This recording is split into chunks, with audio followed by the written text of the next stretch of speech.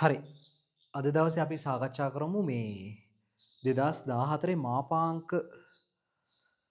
ප්‍රශ්නේ. ඒ කියන්නේ මාපාංක අසමානතා ප්‍රශ්නේ සාකච්ඡා කරමු. 14 ස්ට්‍රක්චර්ඩ් එකේ දෙවෙනි ගාන. රයිට්. ඒතර එයාලා අපෙන් අහනවා මෙන්න මෙහෙම සීන් එකක්. මේ බලන්න. මාපාංක x ධන 1 විශාලයි 3x ධන 7. අසමානතාවයේ සපුරාලන x තාත්විකාගයන් හොයන්න කියලා තමයි කියන්නේ. හරිද? මේක තමයි ගාන පට්ටම ලේසි. හරිද? තීරි කොටස් ටික කවර් කරගත්තා නම් ලේසි, මාරම ලේසි, රයිට්? හරි. මේ බලන්නකෝ. මාපාංක කියන කතාව මෙච්චරයි ඈ. මාපාංක කියන කතාව මෙච්චරයි. මේ බලන්න. නිකන් සරල උදාහරණ ටිකක් ගන්නම් මාපාංක කියන්නේ මොකක්ද කියලා. හරිද? මේ බලන්න. අපි දන්න සංඛ්‍යාවක් 5 කියලා කියන්නේ 5 මාපාංකයේ උත්තරේ 5යි. හරිද? 6 මාපාංකයේ උත්තරේ 6යි. ඍණ 1 මාපාංකයේ උත්තරේ කීයද? 1යි. කොහොමද මේ උත්තරේ ගන්නෙ? ඇතුලේ ඍණ සංඛ්‍යාවක් තියෙනවා නම් ඍණෙන් වැඩි කරලා උත්තරේ ගන්න. එච්චරයි. ඇතුලේ ඍණ සංඛ්‍යාවක් තිබ්බොත් එහෙම ඍණෙන් වැඩි කරලා උත්තරේ ගන්න. දැක්කද? හරි. හිතන්නකෝ ඍණ 0.5 කියලා. එයාගේ මාපාංකය ගන්න කොහොමද? ඇතුලේ ඍණ සංඛ්‍යාවක් ඉන්නවා නම් ඍණෙන් වැඩි කරලා උත්තරේ ගන්න. 0.5යි. හරි. මාපාංකයක අවසාන උත්තරේ සාමාන්‍යයෙන් අපි කියනවා ධන වෙනවා කියලා. හරි. ධන වෙනවා. මාපාංකයක අවසාන උත්තරේ ධන වෙනවා කියනවා. හරිද? රයිට්. එතකොට මෙහෙම තමයි සරල කතාව. ඇතුලේ ධන සංඛ්‍යාවක් තිබ්බොත් එහෙම කෙලින්ම ධන විදිහට ලියනවා. ඇතුලේ ඍණ සංඛ්‍යාවක් තිබ්බොත් එහෙම ඍණෙන් වැඩි කරලා උත්තරේ ලියනවා. හරිද? ඕක තමයි සරලම දේ. හරි. සරලම අදහස. මේ බලන්න එතකොට මේ වගේ අසමානතාවයක් විසඳන්න කිව්වට පස්සේ අපි සාමාන්‍යයෙන් ප්‍රස්ථාරික ක්‍රමය තමයි පාවිච්චි කරන්නේ. හරි. ප්‍රස්ථාරික ක්‍රමය. අර්ථ දැක්වීම පාවිච්චි කරන්න පුළුවන් ප්‍රශ්නයක් නෑ. හරි. අපි ප්‍රස්ථාරික ක්‍රමයට මේ ගාන ගොඩ දාමු. හරි. මේ බලන්නකෝ. මාපාංක වම ගන්න y සමානයි මාපාංක x ධන 1 කියලා. ඒතර මෙයාට අර්ථ දැක්වීම දැම්මුත් එහෙම මේ බලන්න ඇතුලේ ඉන්න කෙනා මම හිතනවා ධන කියලා. එහෙනම් x ධන 1 කියලාම ලියන්න පුළුවන් මට. හැබැයි එහෙම ධන වෙන්නේ ඇතුලේ ඉන්න කෙනා ධන වෙන්නේ x කියන කෙනා ඍණ 1ට වඩා විශාලයි හෝ සමානයි වුණොත්. හරි. හරිද? ඇතුලේ ධන වෙන්නේ ඍණ 1ට වඩා විශාල වුණොත්. පැහැදිලිද? හරි. ඊට පස්සේ මං හිතනවා ඇතුලේ ඉන්න කෙනා ඍණ වෙනවා ඇති කියලා. එතකොට ඍණ වුණොත් එහෙනම් මොකද කරන්නේ? ඇතුලේ ඉන්න කෙනාව ඍණෙන් වැඩි කරලා ගන්න ඕනේ. එතකොට එහෙම ඍණ වෙන්නේ x කියන කෙනා ඍණ 1ට වඩා අඩු වුණොත්නේ. තේරුම් ගන්න හොඳට. මේ ඇතුලේ ඉන්න කෙනා ඍණ වෙන්නේ මේ ඇතුලේ ඉන්න සම්පූර්ණ කොටස ඍණ වෙන්නේ x කියන කෙනා ඍණ 1ට වඩා අඩු වුණොත්. හරි. එහෙනම් ඇතුලේ ඍණ හිටියොත් එහෙම ඔයාලට කියලා මුලින්ම මේ පැහැදිලි කරා. ඇතුලේ ඍණ සංඛ්‍යාවක් තිබ්බොත් එහෙම එයාව ධන කරගන්න මොකද කරන්නේ? ඍණෙන් වැඩි කරලා ගන්න. එච්චරයි කතාව. එච්චරම තමයි. හරි. එතකොට මෙතන ඍණ x ඍණ 1 කියලා එනවා. පැහැදිලිද? හරි. ඊට පස්සේ ඔයාට කරන්න තියෙන්නේ මෙච්චරයි. මෙන්න මේ ශ්‍රිතයට අදාළ ප්‍රස්ථාර කොටස අඳින්න, මේ ශ්‍රිතයට අදාළ ප්‍රස්ථාර කොටස අඳින්න. හැබැයි මේ අඳිනකොට ඔයාට තියෙනවා කන්ඩිෂන් එකක්. ඒ කියන්නේ x කියන කෙනා ඍණ 1ට වඩා විශාල වෙන පැත්තේ තමයි මේ ප්‍රස්ථාරය දෙන්න ඕනි. x කියන කෙනා ඍණ 1ට වඩා කුඩා වෙද්දී තමයි මේ ප්‍රස්ථාරය දෙන්න ඕනි. හරිම සරල දෙයක්. චූටි කාලේ මේ ප්‍රස්ථාර ඇඳලා තියෙනවා. සරලයේ ප්‍රස්ථාර ඔයා. හරි. එතකොට මේ ප්‍රස්ථාර දෙක අපි මුලින්ම අදිමු. මේ බලන්නකෝ අදින විදිහ. මෙයා x අක්ෂය කියලා ගන්න, මෙයා y අක්ෂය කියලා ගන්න. හරි. අනිවාර්යෙන් මේ අක්ෂ ලකුණු කරන්න ඕනේ. මොකද ලකුණු හම්බ වෙනවා. හරි. ඉස්සෙල්ලාම මේ අසමානතාවය තියෙනවනේ මෙතන. මේ අසමානතාවයට හරියන විදිහට මම කඩීරක් ඇඳ ගන්නවා. x සමානයි ඍණ 1යි. හරි. ඊට පස්සේ මං හිතන්නම් මෙයා හිතන්නම්කො මෙතන y සමානයි x ධන 1. ඊට පස්සේ අනිත් කෙනා හිතන්නම් y සමානයි ඍණ x ඍණ 1 කියලා. රයිට්. දැන් මෙන්න කඩේර x සමානයි ඍණ 1. මම බලනවා චුට්ටක් චෙක් කළා x වලට ඍණ 1 දාලා x වලට ඍණ 1 දැම්මට පස්සේ y ට මොකක්ද දෙන අගය කියලා. y බිඳුවක් වෙනවා. එහෙනම් ඔයා තේරුම් ගන්න ඍණ 1 බිඳුවේදී හරි ඍණ එකේ බිඳුව හරහා මේ ප්‍රස්ථාරය යනවා කියලා. හරි මේ ප්‍රස්ථාරේ ඍණ එකකමා බිඳුව හරහා යනවා. මෙතන යනවා. මේ හරහා යනවා ප්‍රස්ථාරය. එතකොට ඔයා චූටි කාලේ දැනුමින් ඔයාට කියන්න පුළුවන් අන්තක්ඛණ්ඩය එකයි. අන්තක්ඛණ්ඩය කියලා කියන්නේ y අක්ෂය කපන තැන නේ. හරි. හරිම සරලයි. y අක්ෂය කපන තැන හොයන්න කොහොමද? x ට බිඳුව දාන්න. වෙනම කිව්වොත් එහෙම x ට බිඳුව දැම්මොත් එහෙම y අක්ෂය කපන්නේ එකේදී. ඒ කියන්නේ බිඳුවේ 1. හරිද? ඒ කියන්නේ මේ හරිය වගේ.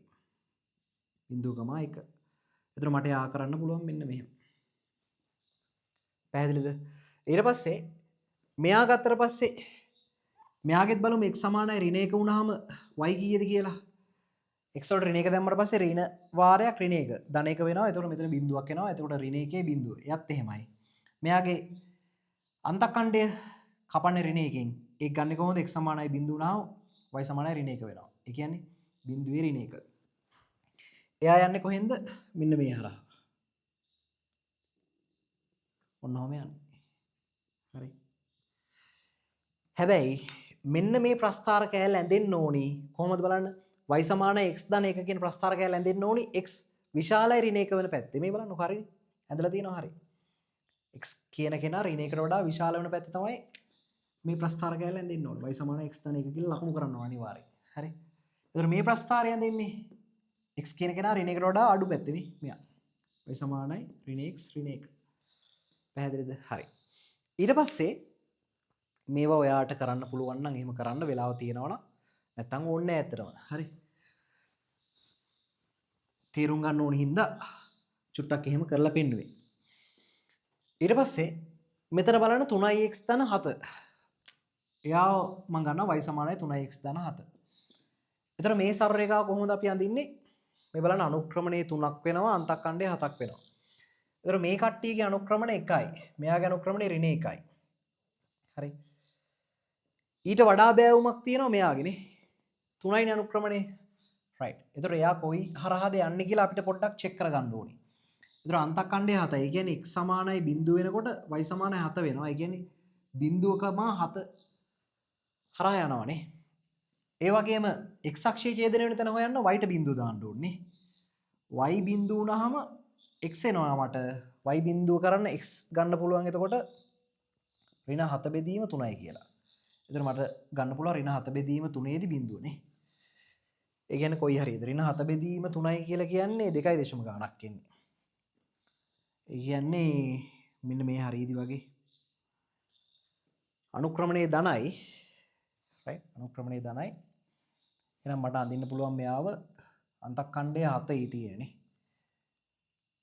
ඔන්නෝම අඳින්න පුළුවන්. හරි. එතකොට මෙයාගේ බෑවුමට වඩා මෙයාගේ බෑවුම වැඩි වෙන්න ඕනේ. ඒ කියන්නේ මෙතන තීටා හිටියොත් එහෙම මෙතන ඇල්ෆා හිටියොත් එහෙම තීටට වඩා ඇල්ෆා කෝණය වැඩි වෙන්න ඕනේ. එහෙම ප්‍රස්ථාර අඳිනකොට ඔයා දල වශයෙන් මේක පැහැදිලිව පෙන්눔 කරන්න අවශ්‍යයි. හරි.